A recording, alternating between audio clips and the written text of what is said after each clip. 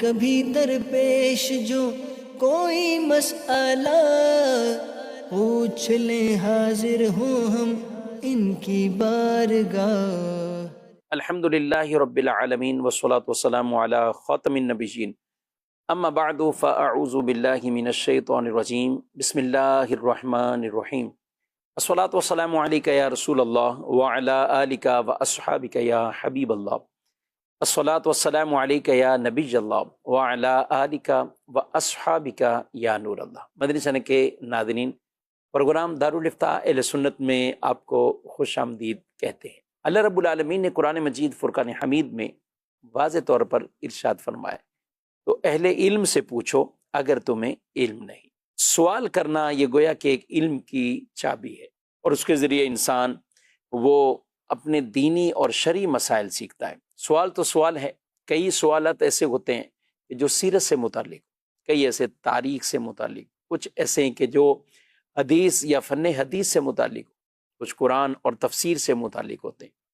جی ہاں، اوورال اس میں کئی ایسی چیزیں ہیں کہ جو ہمارے اسی دارالافتاء اہل سنت کے پروگرام سے تعلق رکھتی ہیں، اور ان میں بیسک جو لوگوں کو درپیش مسائل ہوتے ہیں، کئی ایسی باتیں علم کی جاننا چاہتے ہیں کہ اللہ پاک نے ہمارے لیے اس حوالے سے کیا شرعی طور پر وہ مسئلہ بیان فرمایا، حکم بیان فرمایا، اسی کا نام فتویٰ ہوتا ہے، اسی کا نام حکم شرعی ہے۔ اس پروگرام میں آپ بہت سے احکام شرع سیکھتے ہیں، اول تاخیر ہمارے ساتھ وہ شامل رہیں۔ آج ہمارے پروگرام میں شامل ہیں مفتی محمد کفیل رضا اطہاری صاحب، تشریف فرمائیں۔ ہمارے پاس کچھ ویڈیو سوالات بھی ہیں، ان کو بھی شامل کریں گے، آڈیو سوالات بھی ہیں، تو آپ آخر تک رہیں گے تو انشاءاللہ اس مختصر سے دورانیہ میں بہت سا علم دین سیکھنے کو ملے گا۔ بڑھتے ہیں اپنے ناظرین کی طرف۔ میں محسن لانڈی بابا مارکیٹ سے۔ مفتی صاحب، میرا سوال یہ ہے کہ بینک سے قرضہ لے کے کاروبار کرنا جائز ہے؟ جی، بینک سے قرضہ لینا ہے اور اسی سے کاروبار کرنا ہے۔ قرض لے کر کاروبار کرنا تو جائز ہے، لیکن بینک سے قرضہ عام طور پر سود پر ملتا ہے، تو سود پر قرضہ لینا بہرحال حرام ہے، چاہے وہ آپ بینک سے لیں یا کسی بھی شخص سے لیں۔ تو سود حرام ہے اور باقاعدہ اللہ رسول کی کھلی نافرمانی اور اعلان جنگ ہے، تو بالکل بھی ایسا نہیں کرنا چاہیے۔ آپ کو ویسے کسی سے بغیر سود کے قرضہ ملے تو آپ جو ہے وہ لے کر سکتے ہیں، لیکن سود پر قرض لے کر نہ کاروبار کرنا جائز ہے، نہ ہی کوئی اور کام کرنا جائز ہے۔ اچھا، کوئی شخص لے لیتا ہے، قرض بھی لیتے ہیں، بعض اوقات قرض لے لیتے ہیں، اسی طرح کوئی طے بھی غلط کر لیتے ہیں، ضروری نہیں بینک سے ہی کریں، کسی عام آدمی سے بھی، کیونکہ نارمل کوئی قرض دینے کے لیے تیار نہیں ہوتا، تو یہ اس کو کچھ نہ کوئی لالچ دے دیتے ہیں کہ آپ کو 1%، 2%، یا نارمل عوام کی بات کریں تو لاکھ پہ 2000، 3000 ویسے ہی طے کر لیتے ہیں، اور بعض تو بہت بڑی چھلانگیں لگاتے ہیں، 5000 لاکھ پہ دیں گے تو 10,000 دیں گے، اور ایسے لوگوں میں پتہ نہیں کتنے ایسے لالچی قسم کے وہ دوسرے بھی ایڈ ہو جاتے ہیں، اور وہ سب کی قیمت پیسے لے کر وہ خود ہی غائب ہو جاتے ہیں۔ اب کسی نے انفرادی قرضہ لے لیا، یا بینک سے لیا یا کہیں سے بھی لے لیا، اور اس کا وہ عمل تو آپ نے بتا دیا سود ہے یہ وہ، لیکن یہ اس سے بزنس کر رہا ہے، کوئی بھی اس نے کوئی چیز رن کر دی، اس کے لیے کیا حکم دے؟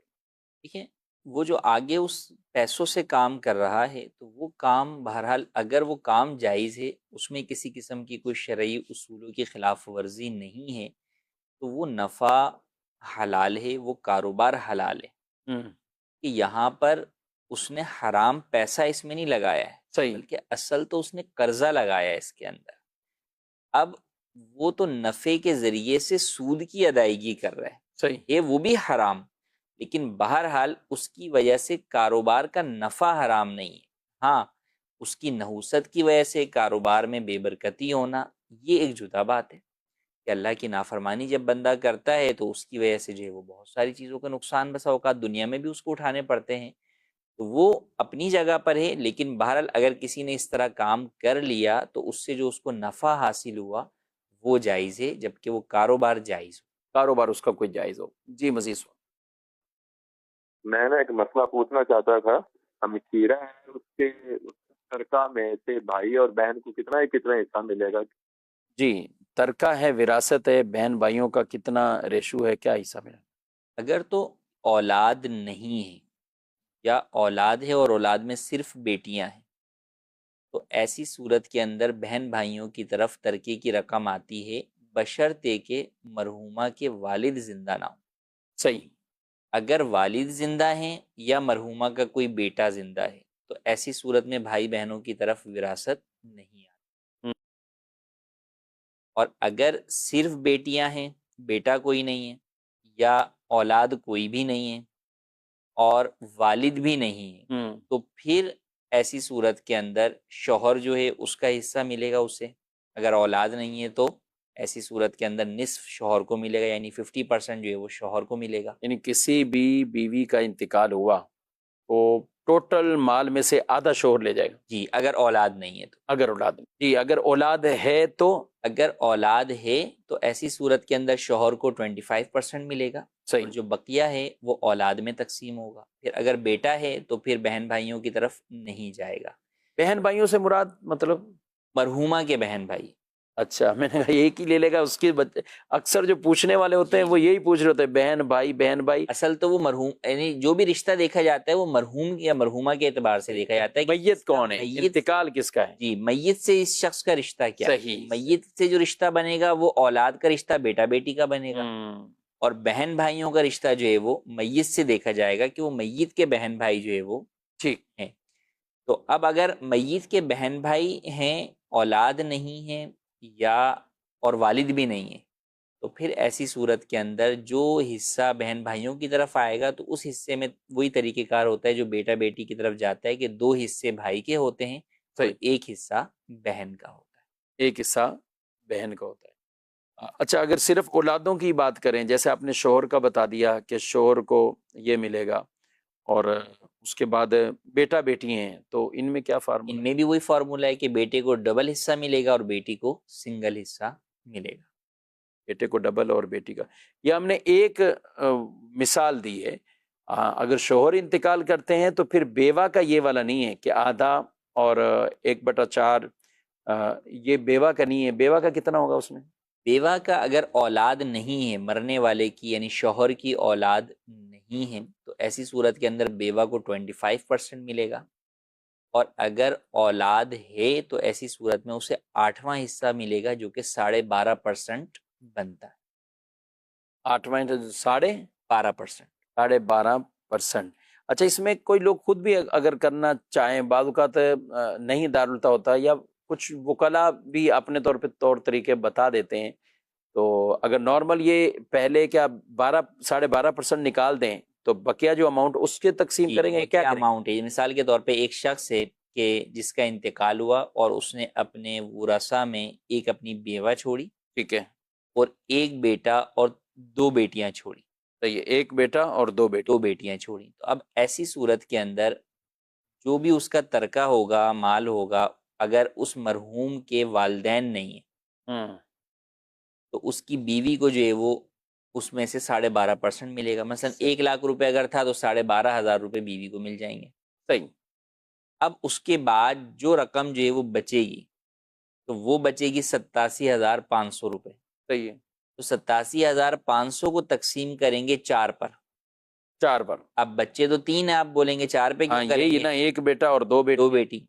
تو ہم کہہ رہے ہیں بیٹے کو ڈبل حصہ دے رہے ہیں. اچھا بیٹے کو، یعنی ڈبل شمار کریں 2 بیٹے، 2 فرد شمار 2 کریں. فرد شمار کر. تو جب 2 فرد وہ ہو گئے اور 2 فرد 2 بیٹیاں ہو گئیں تو 4 ہو گئے. تو اب جب 4 پہ آپ جو ہے وہ تقسیم کریں گے 87,500 کو، اس کو ہم تقسیم کر لیں، اگر 4 پہ تقسیم کریں گے تو ایک کا حصہ آیا 21,875 روپے. یہ بیٹی کا ہو گیا. تو دونوں بیٹیوں کو، ایک بیٹی کو 21,875، دوسری بیٹی کو 21,875، اور بیٹے کا ہم نے کہا ڈبل ہے تو اسی کو آپ جو ہے وہ 2 سے ضرب دے لیں تو 43,750 روپے جو ہے وہ بیٹے کو، اور پیچھے بچہ ہی وہی ہوگا، بچے پورا تقسیم ہو جائے گا. اور یہ ہم نے صرف 1 لاکھ وہ کیا ہے، ایسا نہیں ہے کہ کوئی بیٹی کو بس تمہارا 21,000 بنتا ہے، یہ دارالفتا والوں نے بتایا ہے. تو یہ 1 لاکھ کے اعتبار سے یہ تقسیم کی. اب جتنا مال ہو، اچھا بچوں کے اعتبار سے بھی فرق ہوگا. کبھی کبھی کفیل صاحب ایسا ہوتا ہے کہ ہم حصے بنا کے دیتے ہیں، اور یوں بھی ہوتا ہے کہ بیٹی کو 7 حصے مل رہے، بیٹے کو 14 حصے مل رہے ہوتے ہیں. تو سمجھ رہے کہ ہر میں پتہ نہیں یہی فارمولا ہوگا. تو یہ اولاد کے اعتبار سے اور ورثہ کے اعتبار سے تبدیل ہوتا رہتا ہے. اصل فارمولا تو وہی رہتا ہے، نمبر جو ہے وہ چینج ہو رہے ہوتے ہیں، لیکن ہر صورت کے اندر فارمولا سیم ہی ہوتا ہے. فارمولا جب افراد زیادہ مطلب وہ اسی کو فارمولا جو یہ سمجھ رہے ہیں کہ 14/7 تو یہ ٹھیک نہیں، یہ ٹھیک نہیں. یہ ٹھیک نہیں. تو یہ فارمولا یہ ہے کہ لڑکے کو 2 لڑکیوں کے برابر جو ہے وہ ملے گا. صحیح. اور بیوہ کا بیان کر دیا کہ بیوہ کا جو ہے وہ 8واں حصہ ہے اولاد ہونے کی صورت میں. اولاد نہیں ہے تو اس کا جو ہے وہ 1/4 جو ہے وہ حصہ ہے، چوتھائی حصہ، تو 25% جو ہے وہ بنتا ہے. شوہر کا جو ہے وہ اولاد ہونے کی صورت کے اندر جو ہے وہ 25% حصہ ہے، اولاد نہ ہونے کی صورت میں آدھا حصہ یعنی 50% حصہ ہے. اسی طرح اگر مرنے والے کے والدین میں سے کوئی زندہ ہے تو ایسی صورت کے اندر والد کو جو ہے وہ 6واں حصہ جو ہے وہ یعنی ملے گا. یہ والدین کا لازمی ہوتا ہے کہ اس کو بعض کا لوگ شمار ہی نہیں کر رہے جی، ہوتے. والدین اور کو ویسا تو- بھائی جو الگ تلگ بیوی کے ساتھ رہ رہا ہو، بچوں کے ساتھ رہ رہا ہو، اور والدین کسی اور بھائی کے ساتھ رہ رہے ہیں، بیٹے کے ساتھ رہ رہے ہیں، اب ادھر انتقال ہو بھی پراپرٹی بہت کچھ ہو تو شمار ہی نہیں کرتے. لوگ والدین کو تو سمجھتے ہی نہیں نا کہ یہ بھی وارث بنیں گے. اچھا کئی دفعہ جب پوچھا بھی جاتے تو وہ جواب میں یہی کہتے ہیں کہ یہ والدین کی جائیداد نہیں ہے، یہ ہمارے ابو کی جائیداد ہے. خود انہوں نے بنائی. ہاں، دادا دادی کی کوئی جائیداد نہیں. تو جس طرح دادا دادی کی جائیداد میں آپ کے والد کا حصہ ہوتا ہے، اسی طریقے سے اگر آپ کے والد انتقال کر گئے اور دادا دادی حیات تھے اس وقت تو ایسی صورت کے اندر ان کا بھی حصہ آپ کے والد کی جائیداد میں بنتا ہے. اور وہ پھر مسئلہ اور زیادہ اس وقت ہوتا ہے جبکہ دادا دادی کا بھی بعد میں انتقال ہو گیا تو اب وہی دادا دادی کا حصہ جو ہے وہ ان کے چچا اور پھپھیوں کی طرف جو ہے وہ جا رہا ہوتا ہے، جس کو لوگ سمجھ نہیں رہے ہوتے. تو حقیقی معنوں میں وہ حصہ تو دادا دادی کا ہی ہے اور وہ اتنا ہی حصہ جا رہا ہے، وہ کوئی بڑھ نہیں رہا. تو وہی حصہ آگے جا کے جو ہے وہ چچا اور پھپھیوں میں جا کے جو ہے وہ تقسیم جو ہے وہ ہو رہا ہوتا ہے. تو یہ بات ہمیشہ یاد رکھیں کہ ایک تو ورثاء کی جو تعیین کی جاتی ہے اس میں یہ دیکھا جاتا ہے کہ میت کے انتقال کے وقت کون کون زندہ تھا. صحیح. اگرچہ 1 دن کے بعد انتقال ہوا ہے تو وہ وارث بنے گا. اور صحیح. کئی دفعہ ایسا ہوتا بھی ہے کہ لوگ بتاتے ہیں کہ بھئی ہمارے والد صاحب کا انتقال 1 دن ہوا، اگلے دن جو ہے وہ والدہ کا انتقال ہو گیا، یا جو ہے وہ فلاں بھائی کا جو ہے وہ انتقال ہو گیا، یا 1 مہینے بعد انتقال ہو گیا. تو ایسی صورت کے اندر وہ پھر انتقال جس کا ہوا ہے وہ وارث بنے گا جبکہ وہ اس وقت زندہ تھا، اگرچہ بعد میں جو ہے وہ انتقال ہو گیا. تو اب اس کا حصہ کہاں جائے گا؟ وہ تو زندہ ہی نہیں ہے، تو اس کا حصہ اس کے ورثاء کی طرف جو ہے وہ جائے گا. تو کئی دفعہ ہر تو اس چیز- کے ورثاء وہی بن رہے ہوتے ہیں جو کہ پہلے والے وارث کے بن رہے ہوتے ہیں، صحیح. مورث کے بن رہے تھے. اور کئی دفعہ ایسا ہوتا ہے کہ اس کے ورثاء الگ ہوتے ہیں، اس کی بیوی ہوتی ہے، اس کے بچے ہوتے ہیں، تو یوں پھر وہ حصہ اس کی اولاد کی طرف جو ہے وہ منتقل ہو جاتا ہے. صحیح. اچھا آپ نے 1 لاکھ کا حساب بہت آسان سا آپ نے بتایا. اب مثال کے طور پہ آپ نے ایک بیوہ اور ایک بیٹا اور ایک بیٹی، 2 بیٹیوں پہ ہم نے پہلے کیا تھا. اب اسی کے ساتھ میت کے والدین بھی اٹیچ کر لیں، والد بھی ہیں والدہ بھی ہیں، تو 12.5% یہ ملے گا ان کو بیوہ کو. جی، اور والد والدہ کی صورت میں کیا کریں گے؟ والد والدہ کو جو ہے وہ اب وہی کہ آپ 1 لاکھ کو تقسیم کریں گے. یہ نہیں کہ پہلے جو ہے وہ آپ ان کا نکال دیں. ہاں جیسے ہم نے اولاد میں کیا کیا تھا کہ پہلے بیوہ کا نکالا تھا، ٹھیک ہے. پھر 87,500 کو ڈیوائیڈ کیا تھا. صحیح ہے. یہاں ایسا نہیں ہوگا. یہاں 1 لاکھ کو پہلے آپ نے ڈیوائیڈ کیا 8 کے اوپر، 12.5 پہ 12.5% نکال لیا آپ نے. نہیں، ہے. ڈیوائیڈ 8 پہ کیا، جو ٹھیک- حصہ نکلا وہ ان کا 12.5% نکلا. اب جو ان کا آپ والدین کا نکالیں گے تو ان کو آپ ڈیوائیڈ کریں گے 6 کے اوپر، ٹھیک ہے. تو وہ حصہ نکلے گا 16.66%، صحیح. تقریباً 16.5% اس طرح کا جو ہے وہ ان کا حصہ نکلے گا. تو اب اس کو جب ہم تقسیم کرتے ہیں تو وہ بنے گا 16,666 روپے 66 پیسے. صحیح ہے. اتنا ہی جو ہے وہ والد کا ہوا، اتنا ہی جو ہے وہ والدہ کا ہوا. ٹھیک ہے، تو یہ ہو گئے 33,333 ان دونوں کے.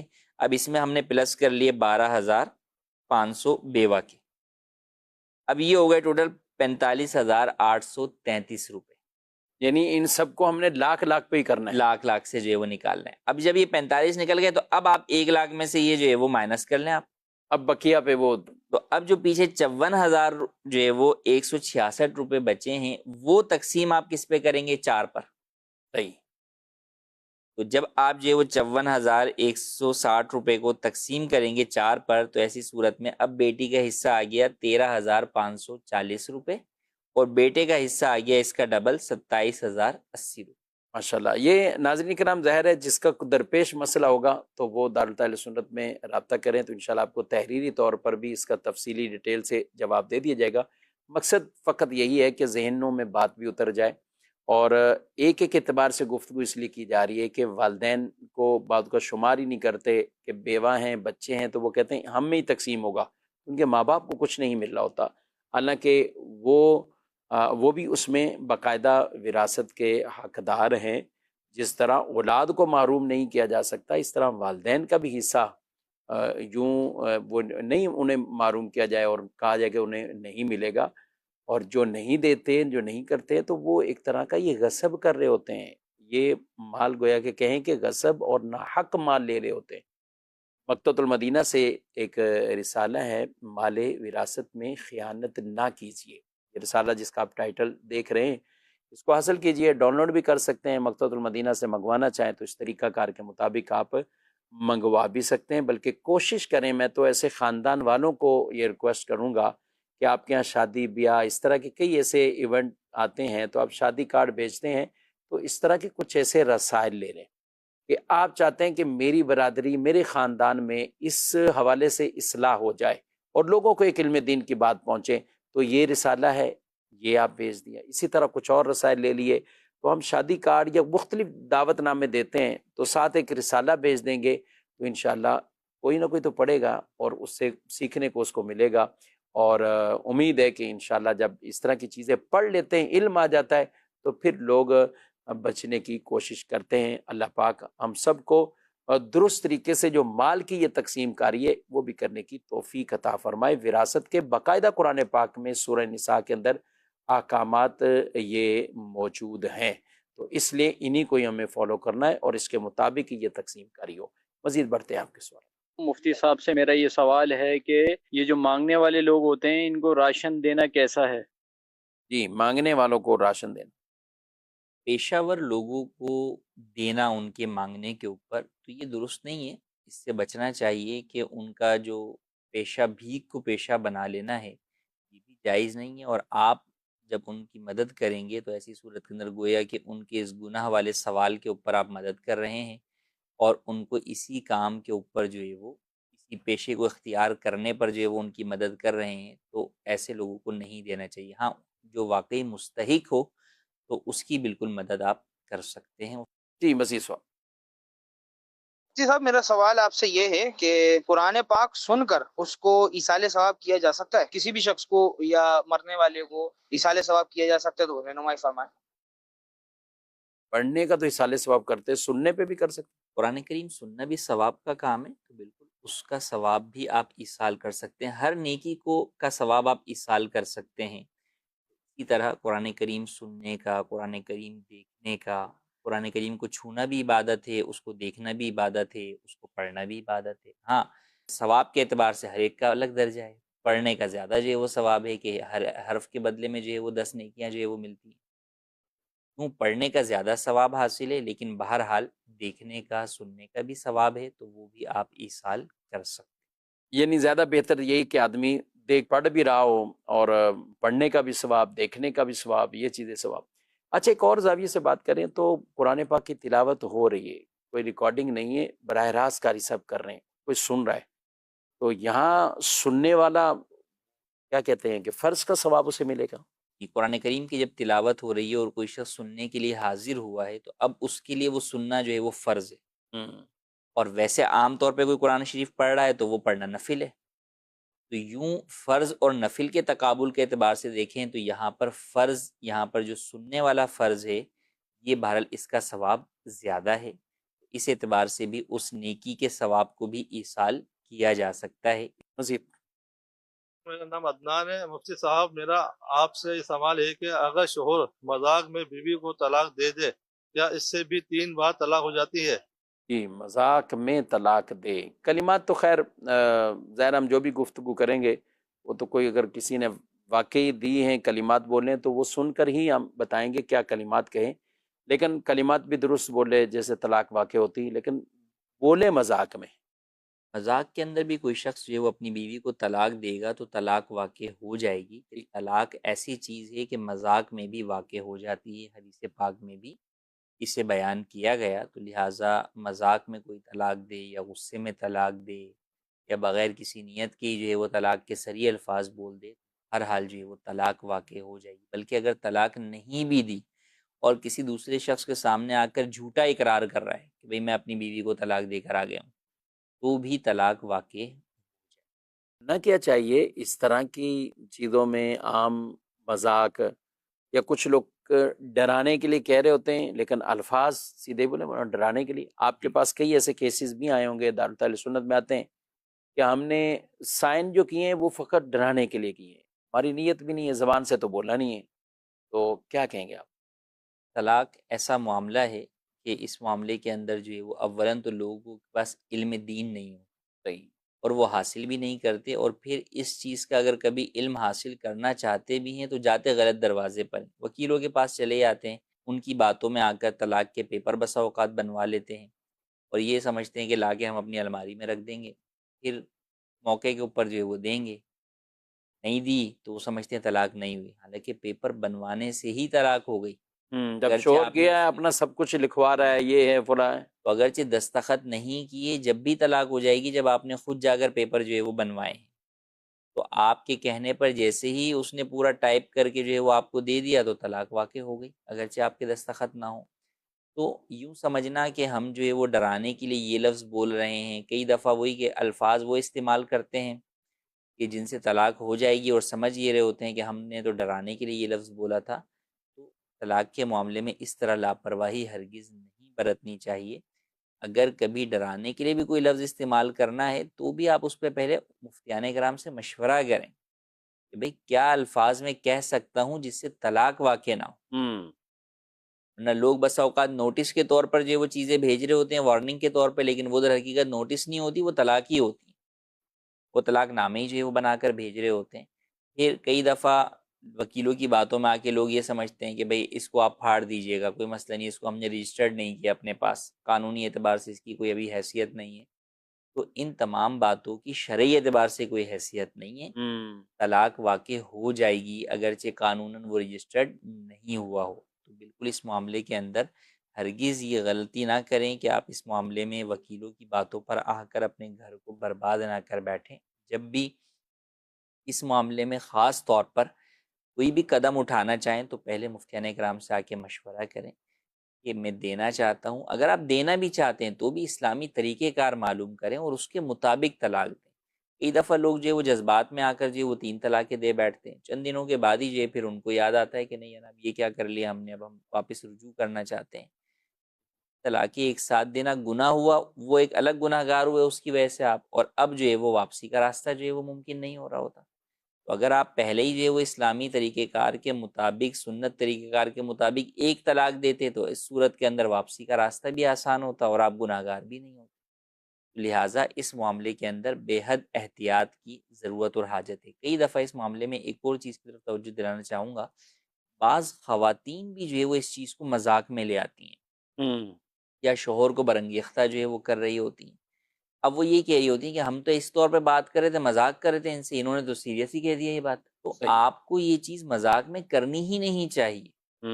اگر یوں بول دیں یوں بول دیں، خواہ خواہی میں جو ہے وہ مختلف الفاظ جو ہے وہ شوہر سے جو ہے وہ بلوا رہی ہوتی ہیں، تو ایسا ہرگز نہیں کرنا چاہیے۔ کئی اس طرح کے کیسز بھی ہمارے پاس آئے کہ ان صورتوں کے اندر طلاق واقع ہو گئی۔ اب شوہر یہی کہتا ہے کہ میں تو بالکل بھی نہیں دینا چاہ رہا تھا، یہ پتہ نہیں کہاں کی پٹیاں مجھے پڑھا رہی تھی کہ فلانی کے شوہر نے یہ بولا ہے کہ تم بھی مجھے یہ الفاظ بول دو، تو اس طرح بولنے سے تو نہیں ہوگی، یوں نہیں ہوگا، وہ نہیں ہوگا۔ تو بالکل بھی ایسے ان معاملات کو مذاق میں نہیں لانا چاہیے، اور سیریس بھی اگر کبھی اس طرف آپ ہوں تو پہلے شرعی رہنمائی حاصل کریں، پھر اس کے بعد کوئی قدم اٹھائیں۔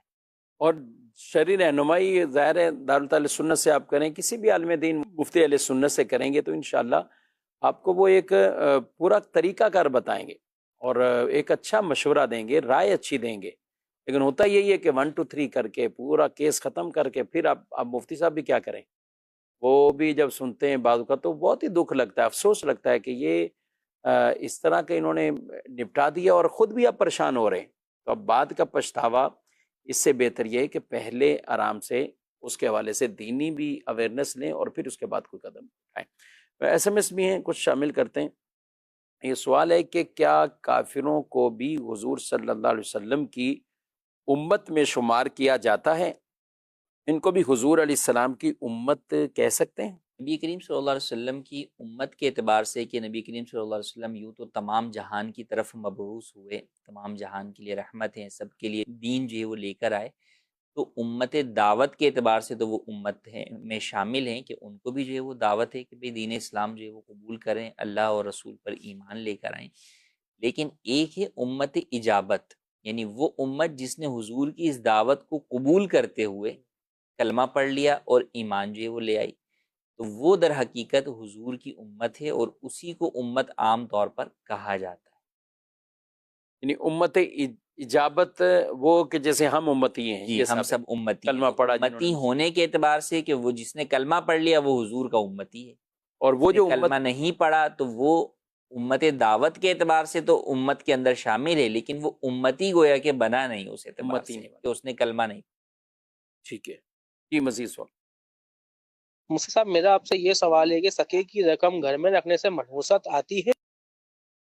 جی، صدقے کی رقم گھر میں رکھی ہوئی، صدقے کی رقم گھر میں رکھنے سے نحوست نہیں آتی، ہاں کوئی جو وہ غصب کر بیٹھے تو ایک جدا بات ہے، لیکن ویسے آپ گھر میں صدقہ جو ہے وہ جمع کر رہے ہیں تو اس سے کوئی نحوست نہیں آتی۔ صدقہ نکال کے آپ نے الگ کر دیا، یہ بھی ایک نیک عمل ہے، اس کا آپ کو ثواب ملا، لیکن حقیقی معنوں میں صدقہ اس وقت جو ہے وہ مکمل ہوگا جب وہ اپنے مصرف تک پہنچ جائے گا۔ صحیح۔ کہ مستحق کو دینا ہے تو مستحق تک پہنچ جائے، مسجد کو دینا ہے تو مسجد میں پہنچ جائے، دعوت اسلامی کو دینا ہے تو دعوت اسلامی کو پہنچ جائے۔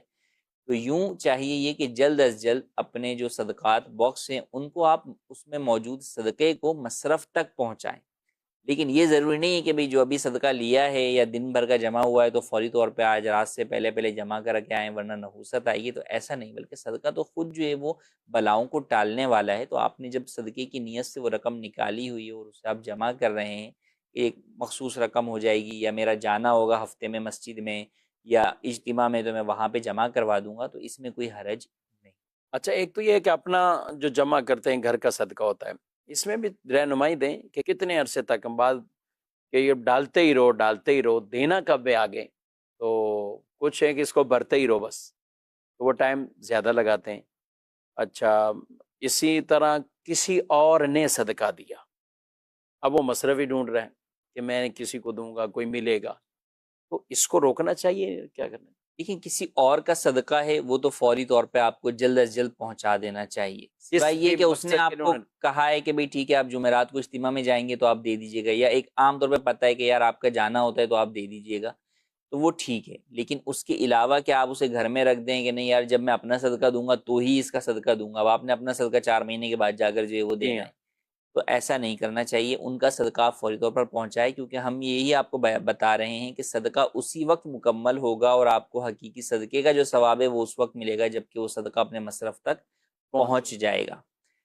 اب جو آپ کا اپنا صدقہ نکالا ہوا ہے اس میں بھی یہی حکم ہے کہ آپ اس کو لمبے ٹائم کے لیے جو ہے وہ جمع کرتے رہیں گے تو وہ ٹھیک ہے، جمع تو ہوتا رہے گا، لیکن وہ صدقے کا ثواب آپ کو نہیں ملے گا جب تک وہ مصرف تک یا مستحق تک پہنچے نہیں۔ اور خاص طور پہ اس میں زکوٰۃ کے معاملے میں اور زیادہ جو ہے وہ احتیاط کی حاجت ہوتی ہے کہ جب زکوٰۃ آپ نے نکالی تو اگر تو آپ نے زکوٰۃ سال پورا ہونے کے بعد نکالی تو اب آپ پر لازم ہے کہ فوری طور پر اس کو ادا کر دیں۔ ادا کریں۔ اب اس میں تاخیر کرنا کہ مستحق جب آئے گا یا مثال کے طور پہ فلاں رشتہ دار جو ہے وہ آتا ہے میرے پاس تو اس کو زکوٰۃ دینی ہے، اب وہ آئے گا جناب جو ہے وہ 1 مہینے کے بعد اس نے آنا ہی ہے، ملاقات کے لیے جب ہی دے دوں گا، تو یہ کرنا جائز نہیں ہے۔ آپ کو وہ زکوٰۃ جب سال پورا ہو گیا تو فوری طور پہ آپ اس کو ادا کر دیں۔ زکوٰۃ کو ہاں اگر آپ ایڈوانس میں زکوٰۃ نکال رہے ہیں اپنی، کہ زکوٰۃ تو آپ کی لازم ہونی ہے مثال کے طور پہ 30 شعبان کو، اور آپ جو ہے وہ ہر سال سے پہلے ہی جو ہے وہ رجب کے اندر اپنی زکوٰۃ نکال رہے ہیں، تو ٹھیک ہے، ایسی صورت کے اندر جو ہے وہ آپ 30 شعبان تک جو ہے وہ انتظار کر سکتے ہیں، اس میں کوئی حرج نہیں۔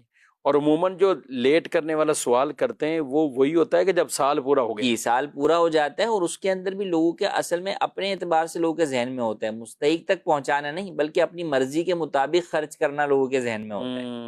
تو جب زکوٰۃ کا ٹائم پورا ہو گیا تو اب آپ مستحق تک جو ہے وہ پہنچا دیں۔ کئی دفعہ لوگوں کے ذہن میں یہ ہوتا ہے بھائی ہم اس مستحق کو دے دیں گے نا آج 1 لاکھ روپے تو یہ تو سارے خرچ کر دے گا، تو اب ایسا کریں گے ہم اس کو اگلے 10 مہینے تک جو ہے وہ 10-10 ہزار روپے کر کے جو ہے وہ دیں گے، تو اس کا گھر خرچ بھی چلتا رہے گا اور یہ ضائع بھی نہیں کرے گا. تو آپ نے ایک تو اس کے لیے بھلائی سوچی، لیکن اپنے لیے آپ نے جو وہ بھلائی نہیں سوچی، کیونکہ اب جو آپ کی 90,000 کی زکوٰۃ لیٹ ہو رہی ہے ادائیگی میں، وہ آپ گناہ گار ہو رہے ہیں. تو اس کا یعنی حل یہ ہو زکوٰۃ سکتا دے بھی رہے ہیں پھر بھی یہ ہے تاخیر کا گناہ تاخیر کا گناہ ہو رہا ہے. تو اس کا حل یہ کہ آپ اپنی زکوٰۃ ایڈوانس میں نکال لیں. صحیح. ہر مہینے جو آئندہ سال آپ نے زکوٰۃ دینی ہے، وہ زکوٰۃ آپ ابھی سے ہر مہینے اس کو 10,000 کر کے جو ہے وہ دیتے رہیں. اور یہ ڈبل کوئی نہیں کرتا، یہ نہیں عام طور تو پہ. تو یوں آپ کر سکتے ہیں. لیکن جب سال پورا ہو گیا تو بہرحال آپ پھر اس کو دے دیں. اب وہ چاہے اس کو اڑائے یا جو دل چاہے کرے، وہ اس کا معاملہ ہے، وہ اپنے مال کا مالک ہے. تو آپ اسے جو ہے وہ زکوٰۃ جو ہے وہ دے دیں. ٹھیک. اچھا، یہاں یہ جو ہماری گفتگو ہے کتنا عرصہ رکھ سکتے ہیں؟ مجھے ابھی ایک بات یاد آئی. ابھی حالیہ جیسے بارشیں ہوئیں تو ایک مسجد والوں نے کہا کہ وہ مفتی صاحب مسجد کی جو پیٹی یا چندہ باکس جو لوہے کے مضبوط ہوتے ہیں، بعض مسجد یہاں ہے تو چوراہے پہ وہ لگا دی، جی جی مین گیٹ پہ لگا دیا. اب بارشیں آئیں. اچھا، وہ کہتے ہیں ہم تو 3-4 مہینے نہیں کھولتے نا، زیادہ تھوڑا سا جمع ہو جائے، کیونکہ عام طور پہ اتنا نہیں ہوتا پیسہ، تو ایک ساتھ ہی کھول لیں اور جمع کر لیتے ہیں. وہ گیلے ہو کر کیا کیا حال ہوا. تو وہ مجھے بھیجی پکچر، بلکہ ویڈیو بنا کر کے ہم اب اس سے جو نا وہ استری کر رہے ہیں، خشک کر رہے ہیں اسے. تو انہوں نے بھیجا بھی یہی اسی مقصد کے لیے کہ یہ ہم سے غلطی ہوئی ہے اور اور نہ ہو. اب یہ نہ جن ہو. علاقوں میں بھی سیلاب آیا، آپ وہاں سوچیں کہ وہاں جو اس وہ طرح کے سب وہ کچھ. لگے ہوئے ہوں گے. اچھا، میری دوسری طرف یہ توجہ کہ مقدس اوراق کے لیے بھی لوگ باکس وغیرہ کھمبوں پر مختلف جگہوں پر ووٹیں. اب اس کو بھی ٹائم پہ خالی نہیں کرتے. جی. یہ کبھی کبھی ایسا ہوتا ہے کہ پورا بھر چکا ہے، اب بھی لوگ بعض اوقات ڈالنے میں آتے ہیں نا تو وہ اپنی طرف سے یہ سمجھتے ہیں بس یہ لیا اوپر رکھ دیا، پتہ ہے کہ باکس بھرا ہوا ہے. جی، اس سے کہ گرتا ہوا بھی نظر جو ہے وہ آ رہا ہے. وہ یہ سمجھتے ہیں ہم بری ذمہ ہم ہو گئے. بری ذمہ ہوں گے، باکس والے کا قصور ہے، گناہ گار وہ ہوگا. یعنی گویا کہ اسی کو ہی ہم نے سب جی. کچھ قرار دے دیا. اور یہ مقدس کوئی بھی چیز ہے اس کو تحریر کو یا قاعدہ ہے، پارا ہے، رکھ کر چلے جاتے ہیں. تو یہاں دونوں سے درخواست کریں گے کہ ایک تو مقدس اوراق کے حوالے سے یہ ہماری ذمہ داری بنتی ہے کہ ہم نے اس کی حفاظت کرنی ہے یا ایسی جگہ پر باحفاظت پہنچانا ہے کہ شرعی تقاضوں کے مطابق ان کی حفاظت رہے. اور دوسروں جنہوں نے یہ ذمے اپنے کام لیا ہوا ہے تو ان کے لیے یہ ضرور ہے کہ اس حوالے سے آپ ان باکسز کو بھی خالی کرتے رہا کریں. کہیں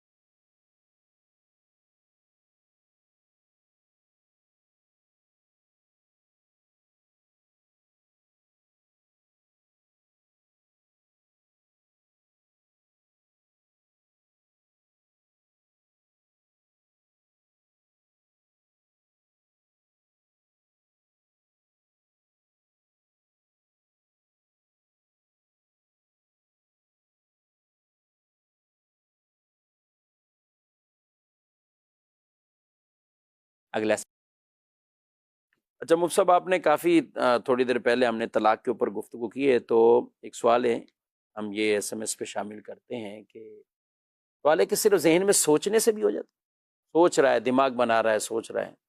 سوچنے سے طلاق واقع نہیں ہوتی جب تک کہ الفاظ سے نہ کہے.